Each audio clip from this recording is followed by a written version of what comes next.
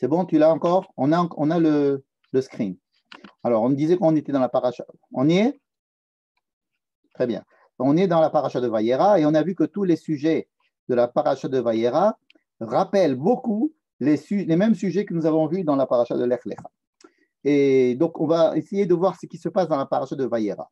Premier sujet, c'est, je rappelle que Abraham vient de finir, a fait la circoncision et a circoncis son fils Ishmaël et tous les gens de sa maison. Et ensuite, c'était la semaine dernière. Là, Dieu apparaît à Abraham. Il y a des anges qui arrivent, qui lui annoncent que Sarah va avoir un enfant qui va s'appeler Yitzhak. Et ensuite, vous savez qu'il devait s'appeler Yitzhak depuis la semaine dernière. Et parmi ces anges-là, il y en a 2 qui vont pour détruire Sodome et Gomorrhe et sauver Lot de là-bas. Donc, ça prend ça 2 chapitres très longs qui, en fait, ne sont qu'un seul chapitre dans la tradition juive. Mais la tradition chrétienne les a séparés en 2 chapitres, hein, le 18 et le 19. Mais en fait, ça ne se fait qu'un seul chapitre. Dans la Torah, ils sont bien, tout est relié. Ensuite, effectivement, alors Sodome est détruit et Lot est sauvé. Il y a dans cette histoire aussi les discussions entre Abraham et Dieu à propos de combien il aurait fallu qu'il y ait de gens pieux dans Sodome pour essayer de sauver Sodome, mais on n'en a pas trouvé assez. Bon. Ensuite, Abraham et Sarai vont chez Avimelech, donc dans un pays, un roi étranger, mais en terre de Canaan, et qui est sur la bande de Gaza à peu près. Et là, comme on a dit tout à l'heure, Abraham dit que Sarai est sa sœur, exactement de la même manière qu'il avait fait avec Pharaon dans la paracha de la semaine d'avant. Et Sarai est quand même sauvée. Et juste après, Yitzhak naît. Yitzhak naît, ça fait des problèmes avec Ishmaël. Sarah demande de renvoyer Ishmaël. Et effectivement, on renvoie Ishmaël. Donc, on voit que Lot et Ishmaël et l'histoire de femme-sœur, tout ça, on l'a déjà vu la semaine dernière avec d'autres personnages, et là, ça se rejoue.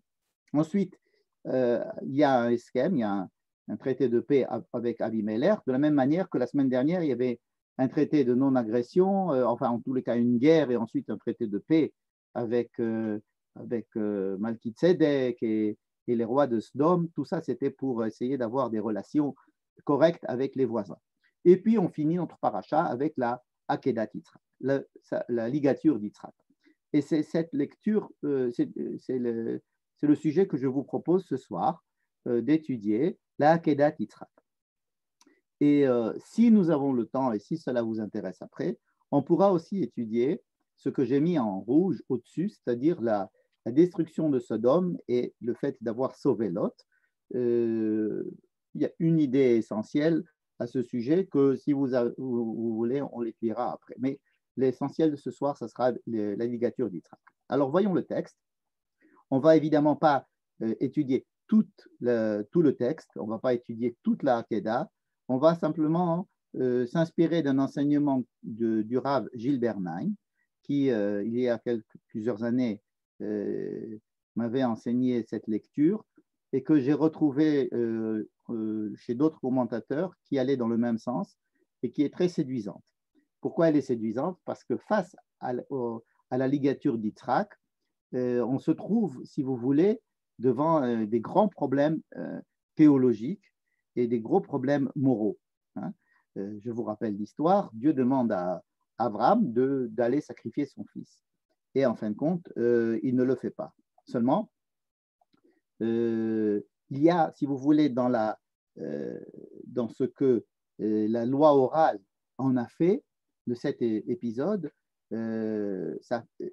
quelque chose d'assez fondamental dans la pensée juive et dans la manière dont les commentateurs vont aborder, si vous voulez, le judaïsme.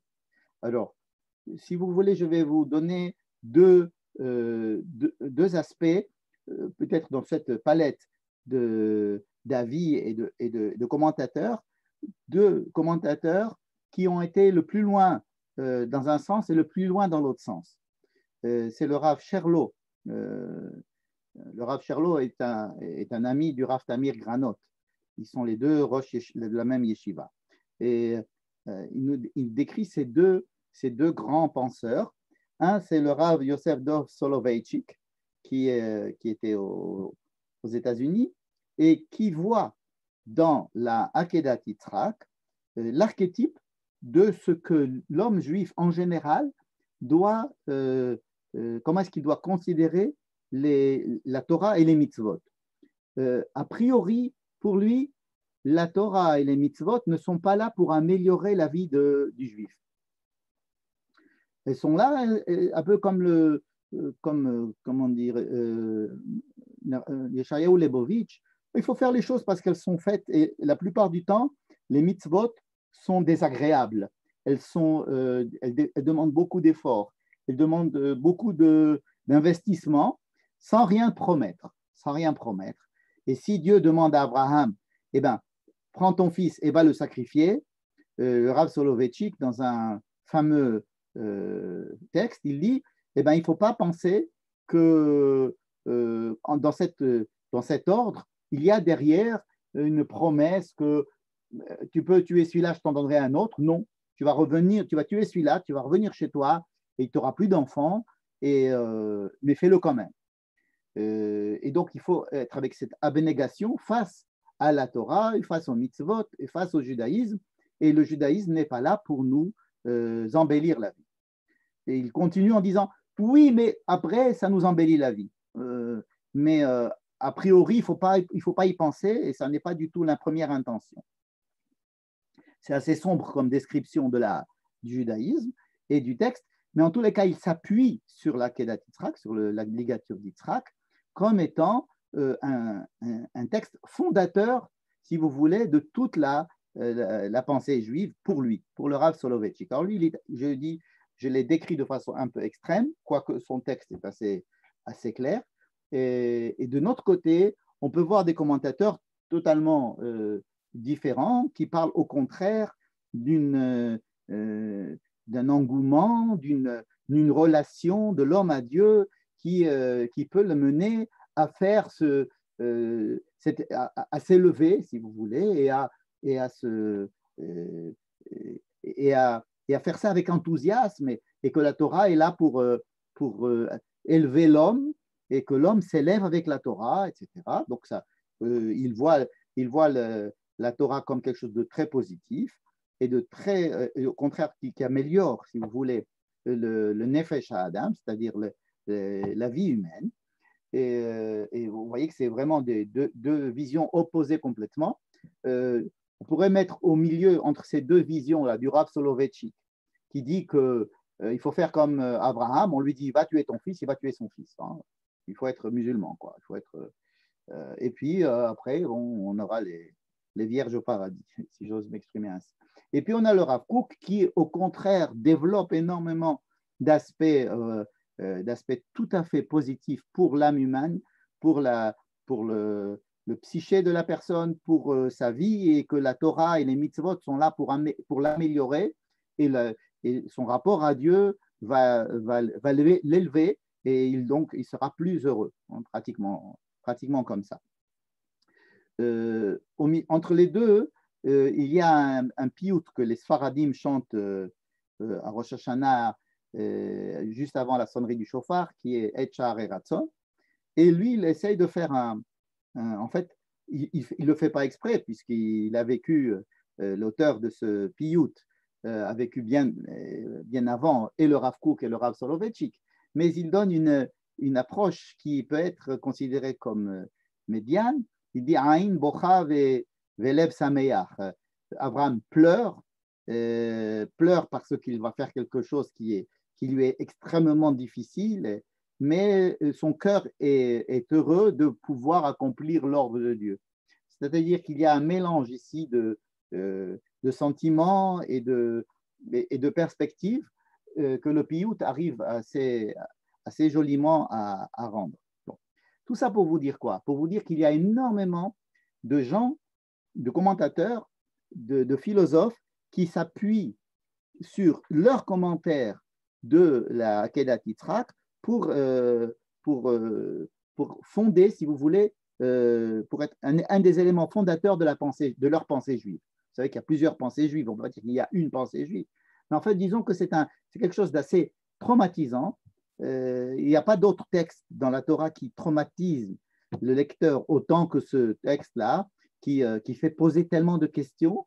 Et donc, la manière dont on interprète, si vous voulez, ce texte-là, va induire notre manière de voir le judaïsme. Donc, toute cette introduction pour vous dire que la manière dont qu'on va proposer ce soir est une lecture, donc celle de Gilles Bernheim, mais aussi d'autres commentateurs, comme le Rav Chagar, qui expliquent justement cette ligature d'Isaac, pas du tout de façon terrible, dramatique, telle qu'elle est comprise à prime abord, mais en lui donnant un intérêt et une leçon de morale que la lecture littérale permet de concevoir. Hein. Donc voici cette lecture-là. C'est une lecture qu'on a déjà étudiée il y a plusieurs années. Je vais essayer de la mettre dans une perspective un peu différente. Et on va donc aborder le texte ensemble pour voir un petit peu de quoi il s'agit dans cette lecture. C'est une lecture qui s'adresse, qui ne prend que les psukim, hein, qui ne prend pas des midrashim, qui n'essaye pas d'aller voir d'autres commentateurs, qui essayent, en lisant le texte, d'essayer de voir certaines allusions qui peuvent nous donner une direction, un décodage de ce texte. Alors, de quoi il est question?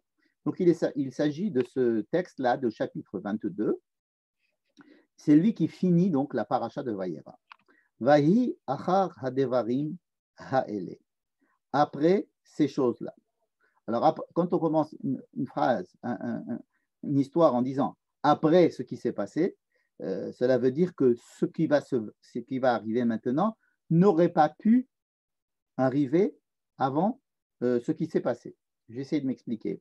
Vous savez que les rabbins disent qu'Abraham a eu 10 épreuves, hein, et que la première épreuve, c'était l'Ech Lecha Me'artzecha, le début de la paracha de l'Ech Lecha, et que la 10e épreuve, c'est la ligature d'Isaac, notre sujet. Donc, 10 épreuves. Qu'est-ce que veut dire le mot épreuve, hein?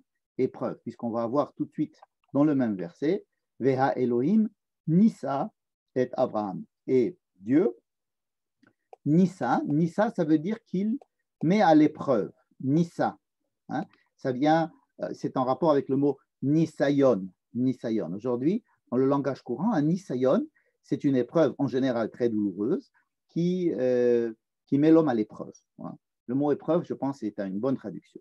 Mais on peut aussi dire que le mot Nisa vient de la racine l'alot al nes, nes, c'est-à-dire un étendard, élever la personne comme on voudrait qu'elle soit au-dessus du bateau pour avoir une vision différente de celle qu'elle a eue jusqu'à présent. Hein. Le mât du bateau et le drapeau, l'étendard qu'il y a à son sommet, si on monte à ce niveau de cet étendard, on va évidemment avoir une vision très différente de celle que l'on a sur le bateau. Et donc, cette élévation de la personne, hein, c'est comme ça que l'on pourrait traduire ces épreuves. Donc, ce n'est pas Dieu qui prend Abraham à un point A, il est à Ur-Kasdim ou bien il est à Haran, comme on l'a vu la dernière fois, la semaine dernière, et puis il va lui dire, ok, tu vas aller vers la terre de Canaan, tu vas aller là, et donc c'est déjà le premier Nisayon. Qu'est-ce que c'est que Nisayon? Ce n'est pas pour... la première idée de Nisayon, de la mise à l'épreuve, c'est de se dire, est-ce que Abraham est un homme juste et jusqu'où il pourrait aller pour me faire plaisir?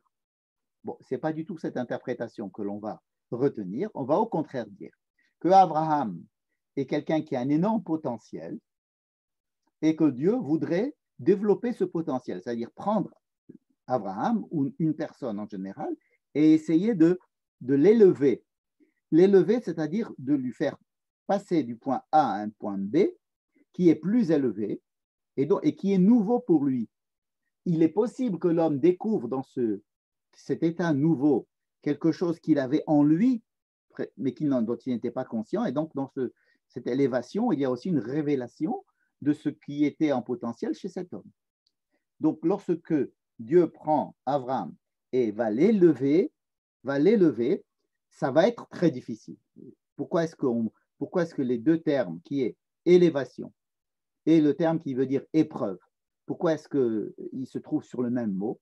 Parce qu'effectivement, une élévation, une vraie élévation, une élévation qui pourrait avoir du sens, une élévation qui va pouvoir vraiment être effective, eh ben, elle doit obliger l'homme à faire un chemin qui, dans la grande majorité des cas, est un chemin qui est difficile, qui va lui demander des efforts. Il va passer par des crises, il va passer par des moments pas agréables. Parce que s'il pouvait passer de façon agréable d'un état A à un état B plus élevé, ça n'aurait pas été un nisayon parce que c'est quelque chose de naturel. C'est-à-dire, il passe d'un état à un autre état. En général, ça passe par des descentes, ça veut dire par des difficultés, par des crises.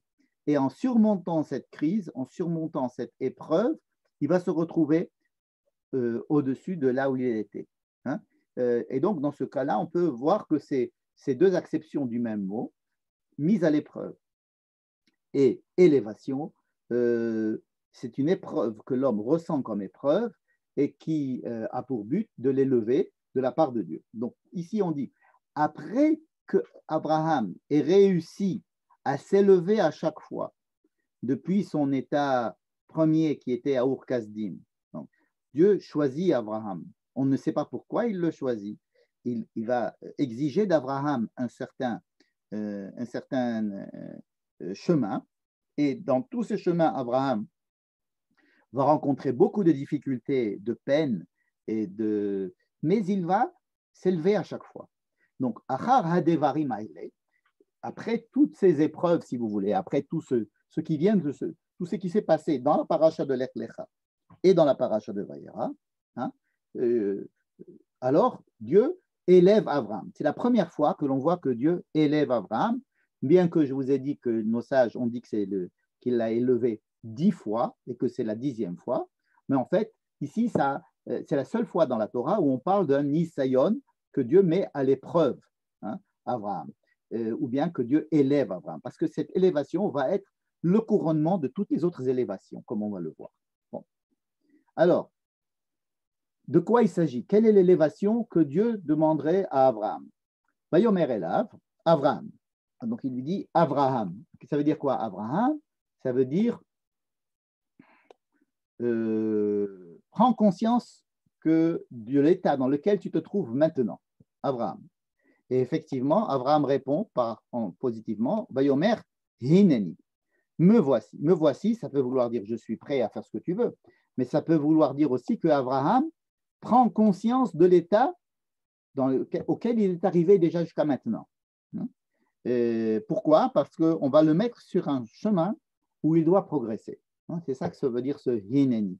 Hineni, ça veut dire je suis prêt à m'élever encore plus. Je suis prêt à passer, si vous voulez, une crise où je suis candidat. Je suis candidat. Évidemment, Dieu ne veut jamais mettre à l'épreuve dans le sens d'une faute ou de mettre à l'épreuve dans le sens d'un examen, un test, parce que Dieu n'a pas besoin de savoir ou de ne pas savoir. Ce qu'il faut, c'est que l'homme puisse découvrir des choses en lui où l'homme peut arriver à des degrés qui vont l'élever, et alors Dieu sera content et aura montré ainsi son amour envers la personne.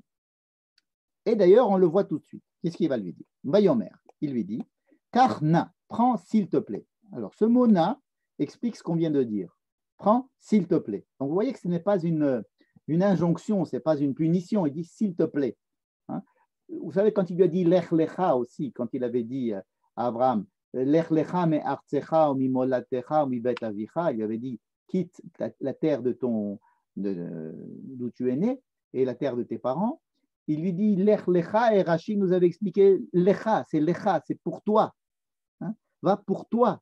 pour ton bien, comme si le texte se plaçait comme le Zohar se place quand il dit que les mitzvot, les commandements, ce sont des conseils. Ce sont des conseils. Ça, c'est le Zohar qui le dit. Et là, on a l'impression que ça va dans ce sens. S'il te plaît, pour toi, peut-être aussi pour moi, pour Dieu. C'est-à-dire que Dieu aussi est intéressé à avoir un Abraham qui va s'élever. Mais il lui dit, il faut d'abord ton consentement. Donc, s'il te plaît, prends. Hein, car na. Il faut bien se rappeler que il faut le consentement d'Abraham. On a vu qu'il avait déjà dit Hineni, donc il y a de fortes chances pour qu'il veuille, qu'il soit prêt à la prochaine étape. Donc, de quoi il s'agit? Prends et bincha, tu prends ton fils, virgule, il n'y a pas de virgule dans la Torah, et yehidecha. Yehidecha, l'unique. Asher ahavta, que tu as aimé. Et Yitzhak. Alors pourquoi ces quatre termes, hein, et bincha, et yehidecha, asher ahavta, et Yitzhak? Bon, alors pour ceux qui ont que le Rachid, qu'ils ont en tête les démange, je vais le dire pour ne pas que ça les démange plus. Alors il lui dit prends ton fils, mais il lui dit mais j'ai 2 fils. Alors il lui dit oui, alors prends le Yehidecha, celui qui est unique. Il dit mais ils sont les deux uniques, l'un est unique de Sarah et l'autre est unique de Hagar. Asher Ahavta, et celui que tu aimes. Il dit mais j'aime les deux. Bon, il dit bon alors prends Yitzhak. C'est l'explication que Rashi ramène du Midrash. Mais la question est de savoir pourquoi il n'a pas dit tout de suite prends Yitzhak, et puis c'est tout. Pourquoi est-ce que de faire tourner comme ça une discussion qui n'est pas écrite d'ailleurs dans le texte. Bon. Donc il faut qu'il prenne 4 choses. Voilà l'explication qu'on propose. Et bincha, il faut qu'il prenne bincha, et yechidecha, et Yitzhak. Michel? Oui. Allô, oui. Allô, il faut que tu ouvres ton micro pour parler. Michel, allô? Là, tu m'entends? Ouais. Ouais, bonjour, c'est Carole. Je voulais te demander, parce que c'est la première fois que je remarque, Vayomer Nakar et Bincha, il y a et qui introduit le complément d'objet. Mais il y a et Bincha, ensuite il y a et Yeritra Shera Afta, il y a 3 et, il n'y en a pas 4. C'est vrai. Je sais qu'on n'a pas l'habitude de lire et Yeritra Shera Afta. Tu as raison, mais en Carole. fait, ça pourrait se lire comme ça, non? Tu as raison. Tu peux le dire comme ça aussi. Mais Rachid dit de façon 4 choses. Et moi aussi, Oui, je sais. Et moi aussi, je vais le lire de 4 choses. D'accord si ça Ok. D'accord. Et donc, je te ferme ton dos. Donc, tu vas prendre ton fils Bincha. Alors, qu'est-ce que c'est que Bincha? Bincha, ça veut dire, il y a ici dans le Bincha la particule de propriété comme ça. C'est ton fils. Ton fils, c'est-à-dire qu'il est à moi. C'est mon fils. Mon fils. Ton fils. Yechidcha, vous savez qu'il y a le mot Yechida qui veut dire une unité. Celui qui fait une unité avec toi. Celui qui est censé faire une unité avec toi. Pour qui tu penses que ton fils, c'est une unité avec toi. Asher Ahavta, que tu aimes. Alors, cet amour que tu as envers lui, il a plusieurs aspects. On va voir qu'il y a des aspects de cet amour desquels il va falloir que tu te débarrasses en fait. Velech lecha, alors là encore une fois, il dit les mots que nous avons lus au début de la paracha de Lech lecha, justement, et il va lui dire Lech lecha. Il y a 2 fois écrit Lech lecha, au début de la paracha de Lech lecha et à la fin de la paracha de Vayera, et il va lui dire va-t'en pour toi. Lech lecha. Encore une fois, lecha. Lecha, ici Rashi ne le dit pas, mais là on est obligé, si on veut continuer l'idée de Rashi qui nous disait Lech lecha letovatra, tu vas avoir des enfants, tu vas voir, ça va être bien pour toi. Donc, Lech lecha, le fait de prendre Yitzhak avec ses 4 attributs et d'aller vers la terre que je t'indiquerai, ça sera bien pour toi. Et puis, il dit vraiment la même chose. Lech lecha el eretz ha-moria. C'est vrai que la terre, le har ha-moria, c'est ce qu'on appelle l'endroit où le temple est construit. Mais Moria, ça nous rappelle la terre que je te ferai voir. Moria, Asher Ar Eka. Eretz Asher Ar'eka qui avait écrit là. Ve'ha'aleu sham le'ola, et tu vas le monter en sacrifice, en holocauste. Alors évidemment, il y a beaucoup de gens qui vont dire non, il n'a pas demandé de le sacrifier, il lui a dit de le monter simplement. Mais enfin bon, en général, c'est parce qu'on a peur d'aborder le problème que l'on essaie de trouver une explication comme ça, en disant non, il lui a dit simplement d'aller le faire monter, c'est-à-dire faire un petit peu, une petite, comme ça, une ascension vers une montagne. Les Ola, on sait que Ola, dans la Bible, ça veut dire un holocauste, ça veut dire le sacrifier. Sur une montagne que je t'indiquerai. Bon, Abraham se lève le matin tôt, et puis il prend deux garçons, deux jeunes gens avec lui. Qui sont ces jeunes gens? On ne sait pas. Il y en a qui disent que c'est Ishmaël et Eliezer, mais le texte ne le dit pas. Il a pris deux autres enfants, donc ils sont quatre en fait à partir. Et Yitzhak Beno. Donc il prend ce Yitzhak qui est son fils. Il prend et Yitzhak. Pourquoi est-ce que le texte dit que c'est Yitzhak Beno? Ça veut dire qu'il prend Yitzhak, son fils. Hein? Vous voyez, il n'a pas écrit et Yitzhak ou et Beno. On sait très bien que Yitzhak, c'est son fils. Mais là, il prend son Yitzhak, son fils. Et puis, il fait tous les préparatifs pour Vaivaka Atzerola. Donc là, il a vraiment compris qu'il fallait le sacrifier. Il prend du bois pour faire un feu. Et il est allé vers l'endroit que Dieu lui avait indiqué. Et le troisième jour, le pauvre, il est resté 3 jours comme ça en train de se poser des questions et en train d'aller savoir. La Torah ne nous dit pas tout ce qui s'est passé dans la tête d'Abraham. Ça aurait été très, très intéressant de savoir ce qui s'est passé dans la tête d'Abraham. Le Midrash nous dit évidemment, nous dit qu'il y avait des difficultés quand on doit faire quelque chose, des difficultés d'action, pratique, des difficultés pratiques, difficultés théologiques. Comment c'est possible d'aller, Dieu me dit, je vais avoir un enfant, et puis après il me dit qu'il va le tuer, qu'est-ce que c'est possible? Et des questions morales, qu'est-ce que je vais dire aux autres? Qu'est-ce que je vais dire à Eshkol, Aner ou Mamré? Enfin bref, beaucoup de problèmes qui peuvent se poser à Abraham. On ne nous fait pas part de ces questionnements, mais on sait qu'il y a des questionnements, on sait que ça dure. 3 jours, il le laisse. Parce que s'il veut qu'il le tue, il peut lui dire lève-toi, il va le tuer dans sa chambre, ou va l'étouffer, ou va non, il veut dire va dans une terre que je t'indiquerai, et puis il marche, et avec ses enfants, ils sont 4, avec un âne, il marche, et puis il y a une recherche, il y a un long cheminement comme ça. Il faut s'interroger pourquoi est-ce que Dieu le laisse comme ça mijoter pendant 3 jours. Il le laisse vraiment mijoter. C'est pas sympa. Il semble que cette maturation-là qui est en train qui doit se passer. Hein, il doit s'opérer une maturation. Et dans ce sens, c'est vraiment une épreuve. La principale épreuve est là. C'est dans les 3 jours. 3 jours de je vais pas, j'ai bien entendu. Qui c'est qui m'a parlé? C'est Dieu qui m'a parlé. Est-ce que j'ai bien entendu? Est-ce qu'il s'agit bien de lui? Qu'est-ce que c'est cette histoire? Et comment ça va se passer? Mais alors, à quoi ça sert tout ce qu'il m'a dit avant? Tout ce que vous pouvez imaginer. Et là, Abraham lève les yeux. Ce n'est pas non plus anodin de quelqu'un qui lève les yeux et il voit l'endroit. Il voit l'endroit de loin.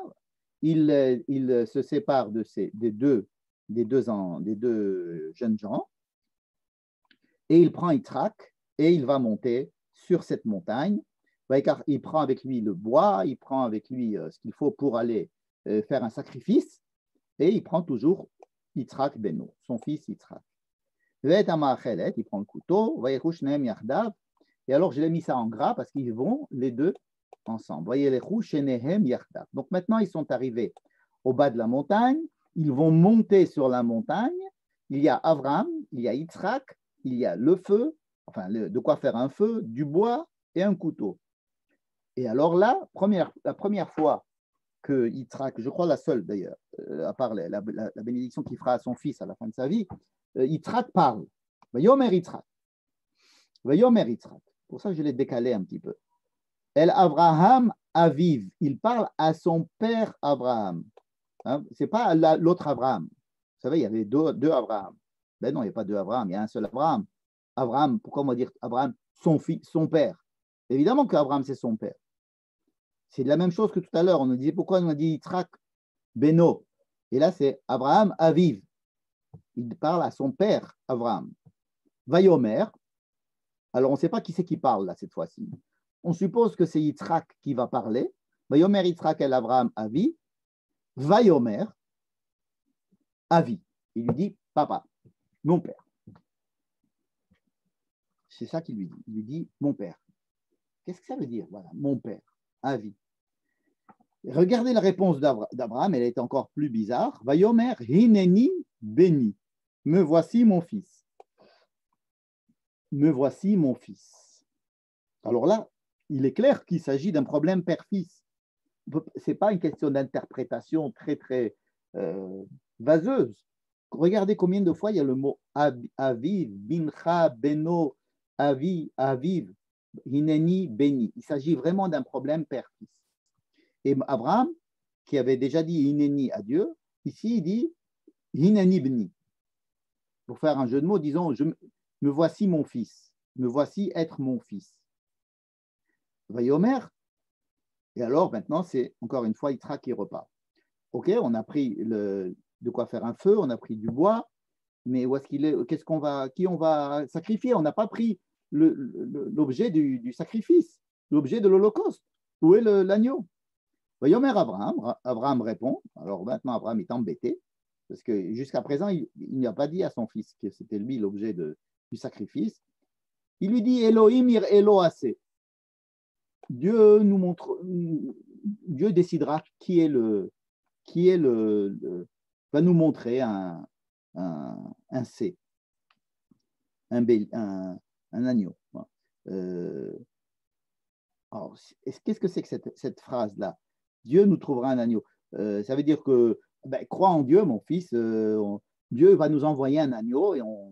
Attends, si tu prépares un sacrifice et que tu prépares de quoi faire du feu, tu prépares tout ce qu'il faut, tu ne prépares pas l'essentiel, tu aurais pu très bien dire, je m'en vais, et puis là-bas, je trouverai de quoi faire un feu. De là-bas, Dieu me donnera des allumettes, Dieu me montrera un couteau. Non, non, il a tout bien préparé. Et il n'y a que le C que ça, c'est Dieu qui pourvoira. Comment ça? Dieu pourvoira un C. Et alors, l'Erola béni. L'Erola béni, en sacrifice, mon fils. Alors, j'ai lu de façon erronée. En fait, il est écrit avec les théramines, Elohim ir Elohase l'Erola. Dieu nous verra, nous pourvoira un bélier, un mouton pour le sacrifice. Virgule, mon fils. Parce que ils sont deux. Avec qui vous voulez qu'ils parlent? Il y a Abraham et Yitzhak. Et à chaque fois, l'un dit mon père. Oui, je suis ton père. Oui, mon fils. Oui, mon fils, mon père. Mais j'ai lu un petit peu de façon pas correcte. J'ai dit Dieu nous montrera, Dieu pourvoira un mouton en holocauste, mon fils. Certains voudraient voir ici déjà une petite allusion qui lui fait c'est toi qui va être égorgé. Mais ce n'est pas écrit comme ça. Et les deux sont partis ensemble. Qu'est-ce que ça veut dire que les deux sont partis ensemble? Il y a trop de détails pour ne pas poser de questions là. Qu'est-ce que ça veut dire que les deux partent Yachdav? Alors, Yachdav, ça vous rappelle Yechidecha. Yechidecha, c'est-à-dire celui avec qui tu fais corps. Et là, ils font corps les deux. Ils partent les deux ensemble, n'est-ce pas? Donc ils arrivent, Abraham construit l'autel, il attache Yitzhak dessus, il prend son couteau, il va justement à ce moment-là sacrifier son fils, égorger son fils, et justement à ce moment-là, il y a une page de publicité,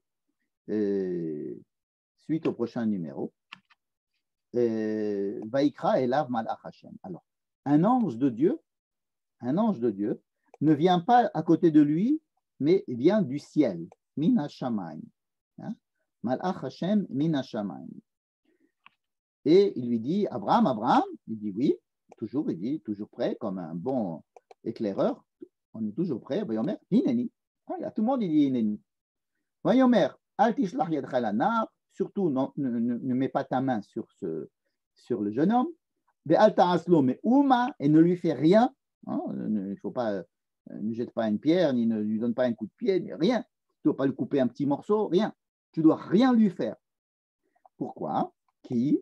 Alors, parce que, ou étant donné, hein, ou puisque, qui? Ata, yadati ki ere Elohim ata. Maintenant, je sais que tu crains Dieu. Alors maintenant, je sais que tu crains Dieu. C'est cette phrase qui a fait lire à beaucoup de monde l'idée que Dieu ne savait pas si Abraham était croyant et qu'il lui dit va sacrifier ton fils. Abraham est prêt à sacrifier ton fils, donc Abraham est un croyant. Donc c'était un test. Donc c'était une épreuve au sens bête et méchant pour dire ah voilà, maintenant ça va, ça y est, maintenant je sais que tu es un bon soldat, maintenant je sais que tu es prêt à faire ça. Or, ce n'est pas du tout cette lecture que je vous propose encore une fois. Mais alors, comment est-ce que je peux traduire cette phrase-là?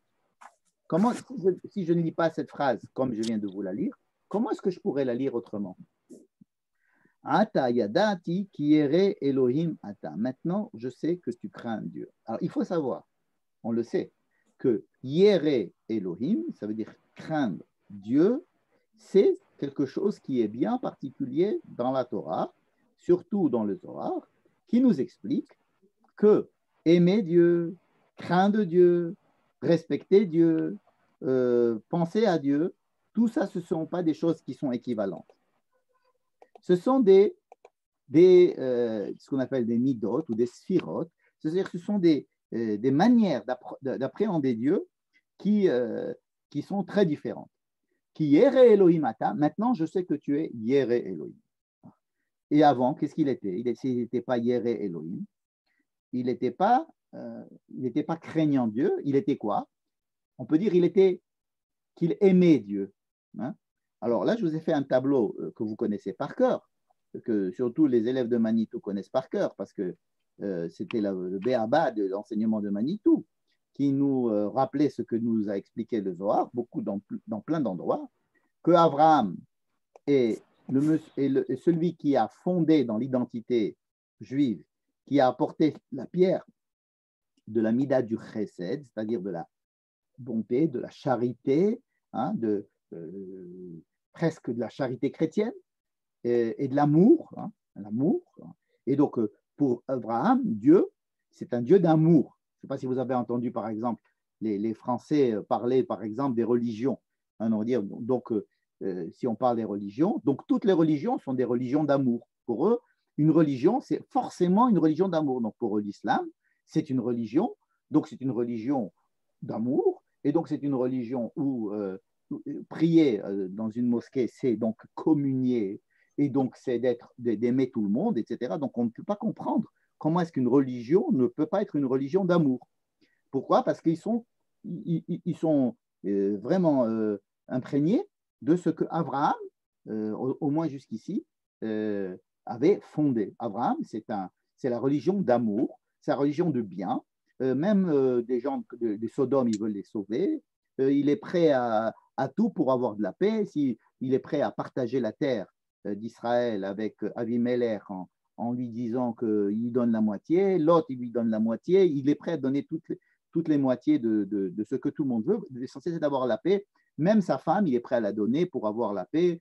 Il a beaucoup de charité, beaucoup d'amour. Et donc, pour lui, la religion, oui, servir Dieu, est un Dieu, et c'est Ahavat Hashem. Or, ici. Michel, une petite question. Il y a écrit Ata Yadati. Il n'y a pas écrit Ata Aniodea. Il n'y a pas de verbe conversif, c'est Ata Yadati. Donc, c'est pas quelque chose de nouveau. Je comprends la question, on me l'a déjà posée plusieurs fois. Alors, ici, Yadati, j'ai su. J'ai su, ça veut dire, en fait, je vais y arriver, mais je vais d'abord expliquer de quoi il s'agit. Qu'est-ce qui se passe? Donc, on a dit qu'Abraham était Baal Chesed. Abraham, il a fondé, c'est quelqu'un qui voit la religion comme une religion d'amour et que toutes les relations entre les gens, les hommes, c'est doit être des relations d'amour, et donc la relation avec Dieu est une relation d'amour et de charité. Yitzhak, on sait qu'il va être exactement le contraire. Yitzhak va être celui qui va servir Dieu, les hommes, enfin c'est comme ça qu'il conçoit sa vie, ça va être plutôt de la crainte, de la rigueur, de la force, même de la peur. Hein, et c'est ça Yitzhak. C'est exactement le contraire. Hein. Et il y a encore, on va essayer de construire une synthèse des deux en créant une troisième voie qui est un petit peu, qui essaye de transcender les deux. Hein, prendre celle-là et en faire encore autre chose. Bon. Et alors, quand Dieu dit « Ata yadati ki ere Elohimata », c'est comme s'il lui a dit « Ça y est, on est arrivé à la chose que j'attendais de toi. » C'est-à-dire, je t'ai laissé mijoter pendant 3 jours, je t'ai donné un ordre bizarre, tu étais prête à faire ça, maintenant, tu es arrivé à faire quelque chose. Et qu'est-ce que c'est cette chose-là? C'est de découvrir toi-même la possibilité de servir Dieu selon la tribu opposée à celle que tu avais l'habitude de faire, c'est-à-dire la yira, la crainte. Jusqu'à présent, tu faisais tout par amour, et là, tu viens de découvrir que tu es capable de servir Dieu aussi par la yira. Hein? Alors, maintenant, je réponds à la question de Michel. Pourquoi il ne dit pas maintenant, je sais. Ata, ani odea, ki ere Elohimata. Non, parce qu'il veut lui dire que cette mida de yira était en potentiel chez Abraham et qu'elle vient de maintenant de sortir au niveau du niglé, au niveau de la conscience chez Abraham. Ça veut dire que, en fait, c'est pour ça que j'avais fait cette introduction au départ, en disant que lorsque Dieu prend une personne d'un point A pour l'amener à un point B, n'est-ce pas? Et d'où vient ce point B? Est-ce qu'il vient de nulle part? Non, il vient parce qu'il était enfoui quelque part dans le potentiel que l'homme avait et que Dieu voudrait dévoiler ce potentiel que la personne peut avoir ou qu'elle a vécu mais qu'elle ne s'en est pas rendu compte, développer ce potentiel que l'homme avait, et ça va lui demander beaucoup d'efforts, des fois une épreuve, des fois des difficultés, pour découvrir quelque chose que Dieu savait. C'est-à-dire que Dieu ne va pas prendre une personne, l'amener d'un point A à un point B s'il pense qu'il n'est pas capable ou que ce n'est pas son problème, ou que ce n'est pas zélo actuali, ça ne marche pas. Il ne le fait que parce qu'il sait que c'est possible. Ça ne veut pas dire que ça va se réaliser. Dans tous les cas, c'est possible. Donc, il y a ici un paradoxe qui a écrit « Maintenant, j'ai su hein ». Alors, il aurait pu être écrit « Maintenant, je commence à savoir ». Non, ça veut dire que maintenant, on va dévoiler ce que je savais déjà, que tu étais aussi Yéré Elohim. Mais ce n'est que maintenant que ça se dévoile. Et donc, où c'est que ça se dévoile? Ça ne se dévoile pas chez Dieu. Ça se dévoile chez Abraham. Et Dieu veut, l'ange vient dire à Abraham, lui faire remarquer qu'il vient de faire un acte qui n'est pas un acte d'amour, qui n'est pas un acte de charité, qui est un acte totalement, un acte, j'allais dire, de yira pur, de Hezbollah, d'être fou de Dieu, de faire ce que Dieu te dit et de faire le contraire de ce que tu as toujours pensé de Dieu et donc de faire quelque chose selon la rigueur. Ben, c'est écrit comme ça, il faut le faire. Il faut le faire. Tu as choisi de faire cette chose-là. Alors, cette manière de servir Dieu par la yira, c'est une chose que j'attendais de toi, que tu arrives, que Abraham de Chesed arrive à faire de la yira. Hein, qu'il soit Michel, comment on peut savoir que c'est de la crainte et pas de l'amour? Pourquoi de la crainte? C'est pas sûr. Il n'est pas dans l'intérieur d'Abraham. Non, on peut pas aller sacrifier son fils par amour de Dieu, ni amour de Yitzhak. C'est-à-dire que je te dis, je te donne un enfant, et cet enfant, ça sera, de cet enfant, je ferai une grande nation. Dieu donne un enfant, il lui dit, maintenant tu prends cet enfant, tu vas le tuer. Il y a des discussions à faire par exemple avec Sodome, quand il s'agissait de détruire Sodome, Abraham a tout de suite négocié. Là, il n'a pas négocié. Il a pris la chose et on n'a pas entendu Abraham dire à Dieu, mais comment est-ce possible? Par exemple, quand Dieu dit, écoute, fais ce que te dit Sarah, renvoie Ishmaël. Il fallait renvoyer Ishmaël, mais Abraham, tout de suite, il dit, mais c'est pas possible. Tu m'as dit, je veux pas que tu tues Ishmaël, tu m'as promis Ishmaël. Lou Ishmaël, c'est pas possible. Et Dieu lui dit, oui, calme-toi, je ne vais pas le tuer, et ça sera un grand peuple. Et là, il lui dit, prends ton fils et va le tuer. Et Abraham ne dit rien. En tous les cas, dans la Torah, il ne dit rien. Et ça veut dire alors il a plein de possibilités. Possibilité de dire, j'ai mal entendu, ça ne va pas, de négocier, de trouver une autre solution. Mais on nous dit qu'Abraham prend son fils, il le met sur son truc, il l'attache, il allume l'allumette et il prend le couteau et paf. Et Dieu lui dit stop. Alors il lui dit, t'es capable de faire ce genre de choses? Imaginez par exemple un prêtre qui va devenir terroriste musulman. Pas possible, ça n'existe pas. Si c'est un prêtre chrétien, il ne peut pas comprendre qu'il faille aller tuer quelqu'un d'autre. Je dis théoriquement, je connais l'histoire des croisades, etc. Mais imaginons, un musulman, il est normal qu'on lui dit, fais cela, c'est bien pour Dieu, c'est bien pour toi, c'est bien pour le monde, il faut que tu ailles tuer tous ces innocents. Il va y tuer les innocents. Il n'a pas de problème avec ça. Il peut admettre que Dieu a décidé ça. Bon. Eh bien, Abraham s'est comporté dans cette histoire-là de la Kadexa comme un musulman terroriste, un islamiste. Il a été. Donc, si vous voulez, pendant ces 3 jours, en France, il dirait comment il s'est intégrisé. Non, comment il dit? Il s'est radicalisé. Voilà. Abraham s'est radicalisé pendant ces 3 jours. Et donc, on le retrouve, un Yere Elohim, un Hizballah, un fou de Dieu, quelqu'un qui est prêt à faire n'importe quoi pour Dieu. C'est quand même la chose. C'est l'obéissance alors plus que de la crainte. Mais c'est l'obéissance par crainte. C'est l'obéissance par crainte. Lorsque je lui dis, je vais détruire Sodome, il dit non, surtout pas. Pourquoi? C'est Dieu qui a décidé. Et il sait très bien que Sodome, ce sont des gens terribles. Et il a dit à l'autre, surtout ne va pas là-bas. Il lui dit, bon, vas-y, mais moi, je ne vais pas. Et Abraham connaît. Abraham sait négocier, sait intervenir, c'est pas qu'il ne veut pas respecter l'ordre de Dieu, mais il sait au moins essayer de comprendre ce qui se passe, pourquoi ça se passe comme ça. Hein. Et donc là, le fait qu'Abraham ne dise rien, ça montre la yira. Yira, c'est-à-dire crainte de Dieu, c'est-à-dire aveuglement, faire ce que Dieu veut, et par respect presque de peur et par la crainte. Et attendez, vous allez voir. Vélo, et il lui dit. Michel, j'ai une question.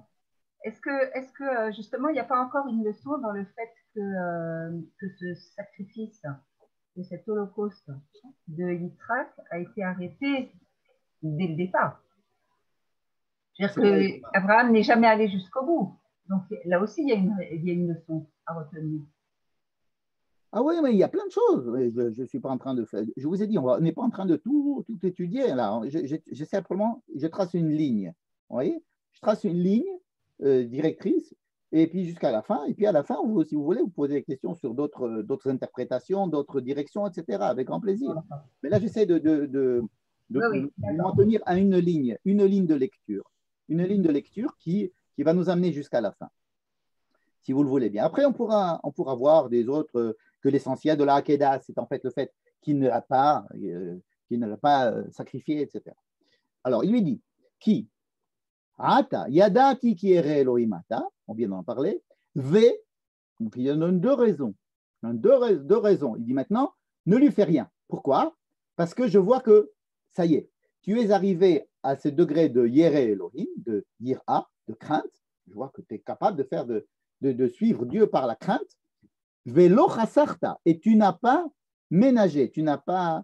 Lo chasarta, ça veut dire oui, tu as. C'est deux négations. Oui, tu as sacrifié. Hein, tu n'as pas épargné. et tu n'as pas épargné. Comment ça, il n'a pas épargné? Ça veut dire qu'il y a quelque chose qui s'est passé là. Tu n'as pas épargné et bincha et yechidecha. Tu n'as pas épargné bincha et yechidecha mimeni. Tu n'as pas épargné ces deux choses-là. Or, rappelez-vous, ce qu'il lui avait demandé de faire, c'était de sacrifier 4 choses. Et bincha, et yechidecha, asher ahavta, et Yitzhak. Comme s'il lui avait dit, tu vas aller sacrifier 4 choses. Tu vas sacrifier ton fils, en fait, le fait qu'il soit ton fils, c'est-à-dire qu'il soit ta propriété, le fait que tu fasses avec lui une yechida, c'est-à-dire une seule unité, que vous ayez la même parole les deux. Ça veut dire que si on demande son avis à Yitzhak ou son avis à Abraham, ils diront la même chose. Ça, c'est l'avis d'Abraham à la base. Abraham dit, c'est mon fils, donc il pense comme moi, et c'est mon fils. Je lui dis ce qu'il doit faire, ce qu'il doit penser, et en tous les cas, on fait une unité. Ensuite, Ahavta et Yitzhak. Donc, il avait demandé de sacrifier 4 choses, en fait. Et là, il lui dit, tu sais, tu as déjà sacrifié 2 choses. Tu as sacrifié et bincha et et yechidecha. Ça veut dire que tu as sacrifié le fait que c'est ta propriété, puisque tu t'es rendu compte que quelqu'un d'autre avait une propriété sur lui, c'est Dieu. Ton fils, Yitzhak, il ne t'appartient pas uniquement, il appartient aussi à Dieu. Hein? Pour les féministes d'entre nous, on pourrait dire aussi qu'il appartient à Sarah, mais ça, c'est encore une autre histoire. Donc, tu as sacrifié, tu as réussi, tu n'as pas épargné le sacrifice du fait que c'est ton fils. Et yechidecha, le fait que toi et lui, vous faites un. Ça veut dire que si je te donne un ordre à toi ou un ordre à lui, c'est pareil. Donc là, maintenant, vous faisiez un. Et là, tu as vu que tu as attaché ton fils et qu'il ne t'appartient plus. Pourquoi il ne t'appartient pas? Parce que maintenant, si je te demande de ne pas le tuer, tu ne vas pas le tuer. Donc, effectivement, là, on peut rejoindre ce qu'a vient de dire Dori, à savoir, quand tu es prêt à le tuer, tu montres que tu es capable de suivre Dieu aveuglément, Yéré Elohim. Deuxièmement, tu es capable de te séparer de ton fils, c'est-à-dire que ton fils ne vivra plus et toi tu vivras, et donc ce n'est pas ta propriété. Et en plus, le fait que je t'interdise maintenant de le tuer, tu vas maintenant avoir à travailler à l'envers. Si pendant 3 jours tu as travaillé dans un sens, maintenant il va falloir que tu travailles à l'envers et que tu vas comprendre que ton fils, ce n'est pas ton fils. Puisque, bon, ok, Abraham il dit, ok, maintenant ça y est, tu m'as convaincu, je vais tuer mon fils. C'est bon, c'est mon fils, donc j'ai le droit de le tuer puisque c'est le mien. Okay, donc je vais le tuer. Il lui dit non, tu ne peux pas le tuer. Pourquoi? Tu ne vas pas le tuer parce que ce n'est pas le tien. Tu ne vas pas le tuer parce qu'il n'appartient à lui-même ou à Dieu. Ça veut dire il faut que tu sois prêt à sacrifier le fait que c'est ton fils, mais tu ne vas pas le sacrifier lui. Tu vas sacrifier ton rapport de possession où tu voudrais lui imprimer toi-même, la meilleure partie de toi-même, comme dit le Rav Gilbert Naim. Et c'est ça qu'il va falloir que tu sacrifies. Et tu viens de sacrifier ça. Et ça me suffit. Cela me suffit. Que tu aies sacrifié ces 2 choses, ça suffit. Donc, en arrêtant l'acte, il lui dit, tu es arrivé à sacrifier 2 choses. Et en sacrifiant ces 2 choses, tu es aussi arrivé à la mida de Yira. Or, je peux vous... Excusez-moi. Oui. Excusez-moi, ça ne vous dérange pas à ce sujet-là, Atayadati qui est Elohim. Si on part du principe que Akol Bidei Shamaim Chutz Me'irat Shamaim, comment qu'il connaissait cette Irat Shamaim, Abraham? Oh là là, vous faites rentrer des notions. Non, mais... Comment est-ce que Abraham ne connaissait pas Yirat Shamaim? Il ne sait pas ce que c'est qu'Yirat Shamaim. Il vient de la découvrir. Dieu est en train plutôt, c'est comment qu'il la découvre? Comment qu'il la découvre? Il la découvre. Il n'était pas du tout dedans. C'est un autre monde qu'il découvre maintenant, Abraham. C'est le monde de la Yira. Donc, il lui dit maintenant, tu es un Yéré, tu es capable de faire de la Yira. D'accord? Cette Yira-là, elle était en toi, elle est à l'intérieur de chaque homme, en fait.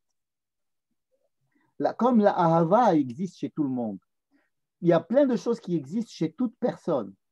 Le fait de les mettre en valeur et de les travailler, ça les fait exprimer. Mais là, Dieu veut lui montrer qu'à l'intérieur de lui, il y a aussi cette autre mida qui est la mida de la yira.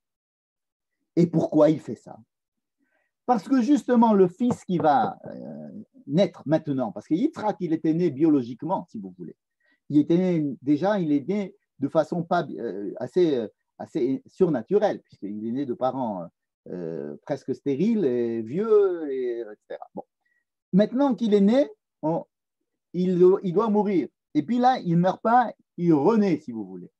Mais qu'est-ce qui va naître maintenant? Il va naître dans une possibilité nouvelle. Quelle est la possibilité? C'est de développer quelque chose qui n'est pas la même chose que son père. Je ne veux pas dire quelque chose qui est contre son père, parce que Yitzhak n'était pas contre son père. Mais Yitzhak développe une manière d'être qui va être dans la continuité de son père, à l'opposé. C'est-à-dire que, imaginez que Yitzhak, il doit inventer le contraire de ce que son père a inventé. Quand je dis inventer, ça veut dire découvrir, développer, vivre à l'aune de cette manière de vivre. Donc, Abraham a vécu à l'aune de la manière du chesed. Et là, pour pouvoir donner naissance à la mida de Yira, en lui et en son fils, il doit passer par cette épreuve. C'est-à-dire qu'ici, il y a deux Yira qui vont naître. La Yira que Abraham va découvrir en lui, Yéré Elohim Ata, mais surtout la possibilité que son fils Yitzhak puisse être lui-même le porteur de cette mida de Yira. Donc, si vous voulez, dans cette phrase, on a résumé toute la ligature d'Yitzhak. Qu'est-ce qui se passe? Il se passe que la midad, on va parler en tant que d'attribut. La charité doit accepter, doit permettre la naissance de la rigueur. Pour cela, il faut qu'elle découvre la rigueur à l'intérieur de la charité. Il faut montrer que la charité est prête à faire un acte de rigueur. Parce que si la rigueur toute seule naît, si on commence par la rigueur, pourquoi est-ce que Yitzhak n'est pas le premier de nos pères? Pourquoi c'est Abraham le premier? C'est parce que la mida de Yira, de la crainte, le pachad, le din, si vous voulez, tout ce qui est selon la loi, stricto sensu, midat Elohim, rien ne peut se construire dessus. Vous savez qu'on dit que Olam, Hesed, Yibane, et que pour construire quelque chose, il faut un acte d'amour, il faut qu'il y ait un désir, il faut qu'il y ait un acte d'amour. Autrement, rien ne va se créer. Le monde ne peut pas se créer tant qu'il n'y a pas une volonté d'amour. C'est l'amour qui doit faire créer les choses. Bon. Mais une fois que la chose est créée par amour, il faut y mettre de la rigueur. Donc, Abraham est le premier. Ensuite, il y a Yitzhak. Mais comment la rigueur peut naître dans un monde d'amour? C'est très difficile, puisqu'un monde d'amour, c'est un monde d'amour. Il n'y a que de l'amour, partout de l'amour. Tu me donnes une gifle, je te donne l'autre jour. C'est de l'amour, c'est je te donne, et la charité. Il faut pardonner, etc. Donc, c'est de la charité. Et comment est-ce qu'à partir de la charité, il peut y avoir naissance du contraire de la charité, à savoir la rigueur et la loi et ce qui fait peur dans la loi?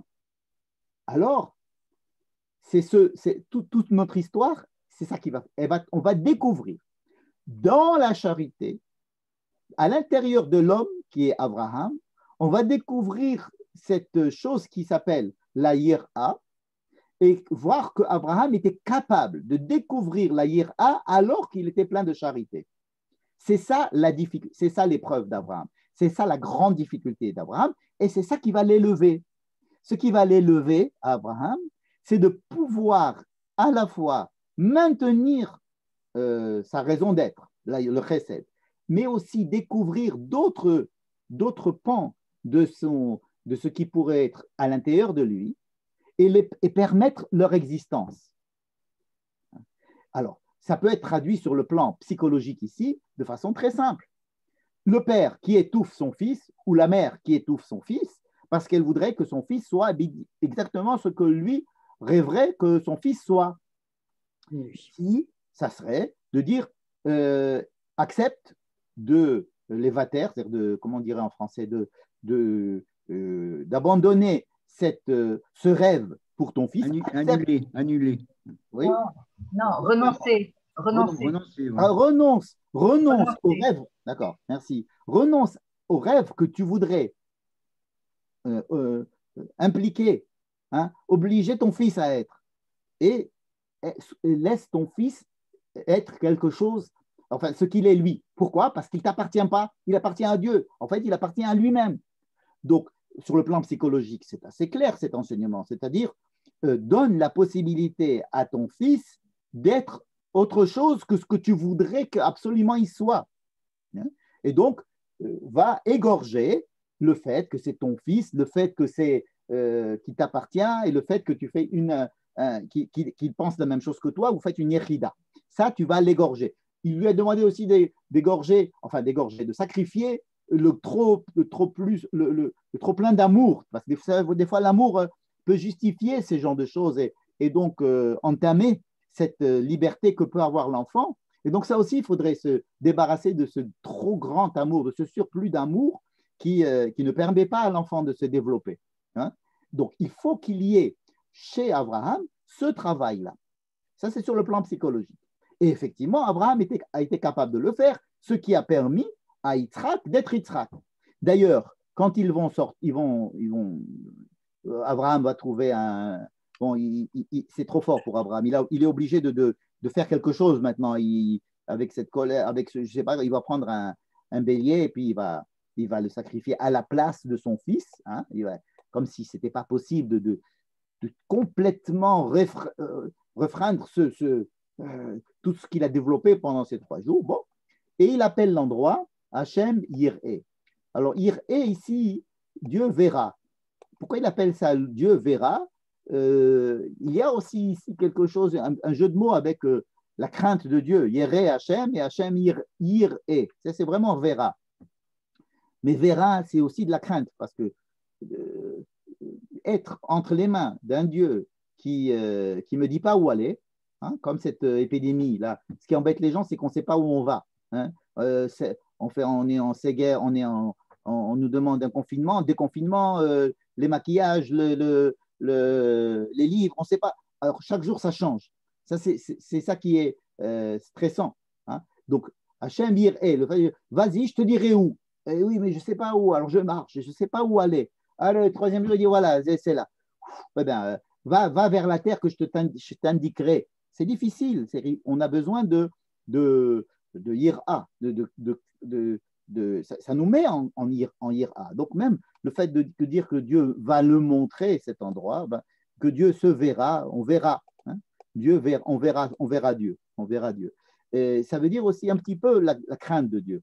Donc, il y en a qui disent que connaissez ça, que Hachem Yir'e, c'est Yérou, Aleph et He, les deux Aleph et He, ça fait 1 et 5, ça fait 6. Et donc, c'est le début de Yerushalem. Cet endroit va s'appeler Yérou, et avant, il s'appelait Shalem. Vous savez, Malki Tzedek, il était roi de Shalem. Et là, maintenant, cet endroit-là va s'appeler Yérou, Yir'e. Donc, Yerushalayim, c'est à la fois un endroit de paix, de plénitude, mais un endroit aussi de Yir'a. Donc, je remets Yir'e. Et alors, ce que je voulais vous dire, c'est que l'ange de Dieu vient encore une fois chez lui, et il lui dit, maintenant, je vais te donner plein de choses. Maintenant, étant donné que toujours la même chose, tu n'as pas épargné à la fois que ce soit ton fils et que tu fasses une unité avec lui, alors je te donnerai la bracha. La bracha va venir de là. La bracha va venir de la capacité d'accepter l'autre, d'accepter que l'autre soit différent. Et cette acceptation, cette ouverture vers la possibilité que l'autre, et mon fils, puisse être autre chose, puisse développer une autre chose, ça va être la source de la bracha de ta descendance. Ça veut dire que là, maintenant, toutes les promesses de la descendance et de la multiplication de la descendance, ils peuvent arriver maintenant, comme les étoiles du ciel et comme le sable de la mer, etc. Et tout va partir de là, hein, de cette capacité-là d'Abraham à accepter l'autre. Et Yitzhak, ça va être vraiment l'autre pour Abraham, hein, n'est-ce pas? Et alors, Vayashov Abraham El Ne'arav, Abraham retourne chez qui? Chez les deux enfants. Et où est-ce qu'il est, Yitzhak? On ne sait pas. Vayakumu, donc Abraham et les deux enfants et les deux jeunes gens partent Yardav. Alors eux, ils sont ensemble. Mais il n'y a plus Yitzhak qui est Yardav ici. Au départ, ils étaient Yardav, Abraham et Yitzhak. Et là, maintenant, on ne parle plus d'Yitzhak. On ne sait plus où est-ce qu'il est passé. C'est pour ça que certains midrashim disent qu'il est mort. En tous les cas, le texte ne nous en parle plus parce qu'il n'est plus Yardav avec Abraham. Les deux autres enfants, ils sont Yardav avec Abraham. Mais justement, Yitzhak a cette plus-value qui est qu'il est maintenant, Abraham a pu s'en séparer. Ce n'est pas qu'il va continuer à l'aimer, c'est son fils, il va essayer de lui chercher une femme la semaine prochaine, etc. Mais il accepte le fait que Yitzhak puisse être ce qu'il sera, n'est-ce pas? Et donc, Abraham va à Beersheba. Donc, maintenant, ça c'était sur le plan psychologique. Mais sur le plan des midot, il faut que le chesed, ça veut dire que la charité, puisse découvrir que chez l'homme, il n'y a pas que de la charité et que chez Dieu, il n'y a pas que de la charité. Il y a aussi l'autre mida, l'autre dimension qui est la rigueur. La rigueur, il y a la loi.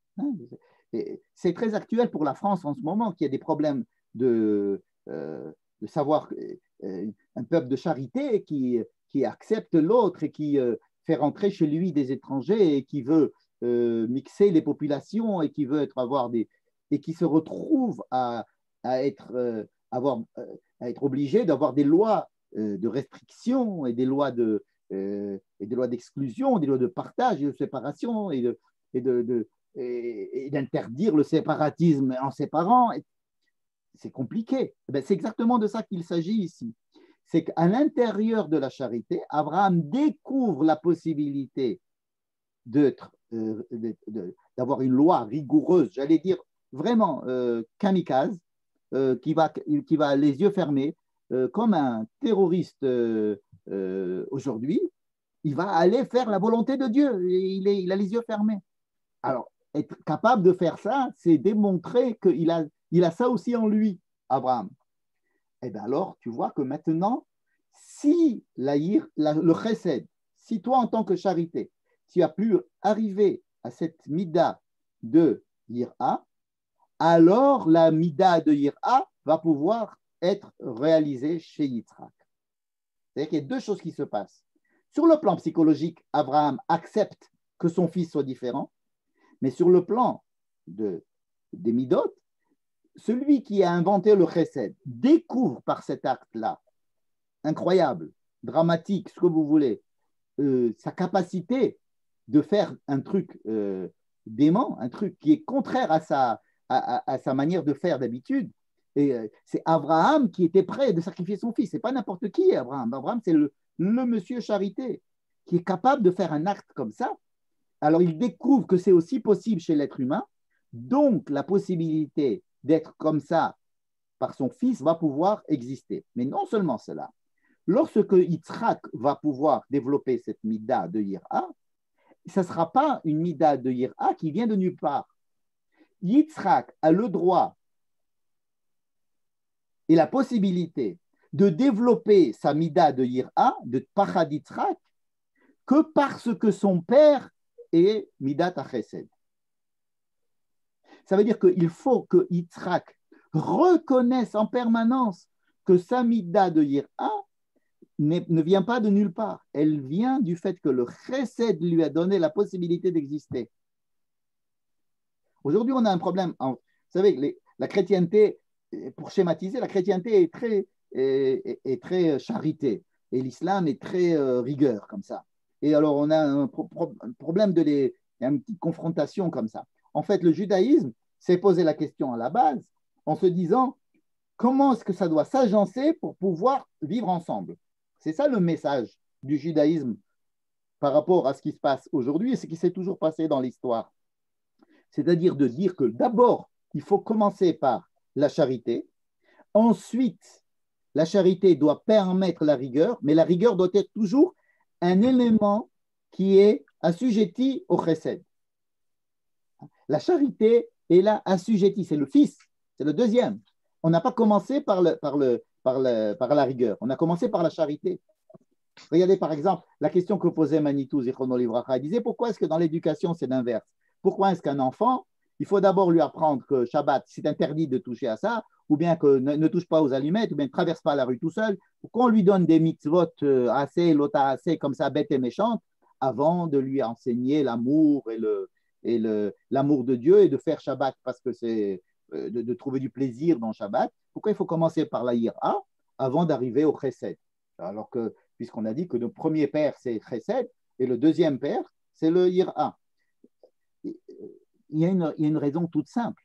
C'est que non, ça ne commence pas par la Yira, puisque les parents ont conçu leur enfant par amour. C'est un midat à chesed. Ils ont voulu donner, ils donnent la vie. Et en donnant la vie, c'est du chesed. Maintenant que la vie est là, il faut mettre la rigueur. Donc vous voyez que même dans l'éducation, ça marche. C'est quelque chose qui marche partout. Donc, si on veut qu'il y ait de la yira, mais de la yira qui soit bonne yira, parce qu'il peut y avoir une mauvaise yira, comme on voit aujourd'hui avec le terrorisme et le fanatisme de toutes les religions, ou le fanatisme qui a toujours existé, ce fanatisme qui dit c'est écrit comme ça dans le bouquin, dans mon bouquin, ou bien dans le bouquin de mon maître, donc il faut faire ça, et on y va et on se ferme les yeux. Et on y va jusqu'au fond. Eh bien, ça, c'est la mort.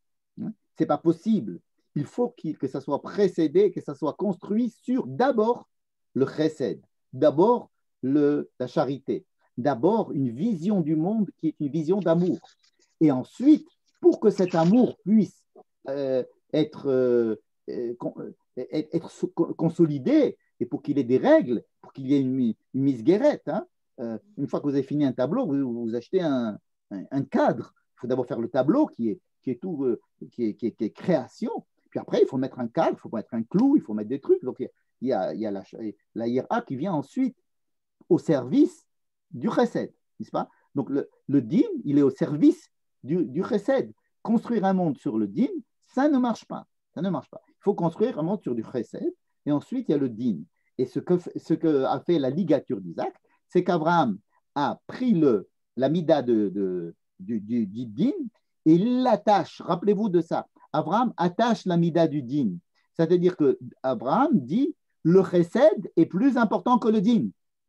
Ouais? Imaginez que Abraham, monsieur chesed, monsieur charité, prenne le monsieur qui représente peut-être déjà la mida du din et il l'attache. L'attache, ça veut dire il la limite. Le chesed est là pour limiter l'expansion d'un fanatisme du din. Et ensuite, un din qui naît d'un père chesed, alors va pouvoir avoir un épanouissement positif. Que du chesed ou que du din, c'est impossible. Ça amène à des exactions. Donc, il faut savoir comment ça s'agence. Pour que ça s'agence, il faut que le mida du chesed ligature la mida du din. C'est un peu ça qu'on appelle ça la akedat yitzhak. Ça veut dire qu'on arrive à découvrir la mida de la hiéra, c'est-à-dire de la crainte, de la ligaturer, c'est-à-dire de l'attacher, de la sujettir à la charité. Parce que l'amour, c'est l'essentiel. Et mettre la rigueur, attendez, je vais refermer ça. Voilà. Prendre la rigueur, akedat yitzhak, voilà pour finir, on va finir comme ça. Akedat yitzhak, ça veut dire la ligature de la mida de Yitzhak, parce que le chesed, à la fin, ça va être quoi? On va retenir c'est le fait qu'il a ligaturé. Ça veut dire que le chesed, c'est l'essentiel. L'amour, la charité, c'est l'essentiel. Et il prend la mida de yira et de la loi et de la rigueur et de la peur, etc. Et il va les assujettir à la mida du chesed. Comme ça, Yitzhak pourra vivre dans de bonnes conditions et Abraham aura découvert à la fois la mida de Chesed et à la fois la mida de la Yira, et il va permettre la naissance spirituelle de son fils, la naissance maintenant de développement vraiment de son fils indépendant. Et donc là, il a fini les 10 degrés qu'on attendait de lui, il les a finis. Abraham est arrivé au summum de ce qu'il pouvait arriver. Il est arrivé à développer le Chesed, il est arrivé à découvrir ce que c'est que la Yira, et une fois qu'il a découvert, il va permettre à son fils de pouvoir le développer alors que c'était l'inverse de ce qu'il faisait. Et une fois qu'il l'a fait, il va ligaturer ce din de Yitzhak, il va le ligaturer en disant attention, il faut que tu sois toujours au service de l'amour. La loi, elle doit être au service de l'amour. Si un jour tu vois que la loi est en train de détruire l'amour, alors ce n'est pas une bonne loi. Donc c'est ça la ligature de la loi. Ligature, Akedat Yitzhak, c'est que le chesed, il doit prendre le din et en être supérieur, lui permettre d'exister, parce que tout seul il ne peut pas, mais une fois qu'il existe, il faut qu'il l'attache. Voilà. Et on va s'arrêter là parce que je pense exact. Que c'est un peu, ça ressemble un peu. 1h30. Est-ce que si on extrapole,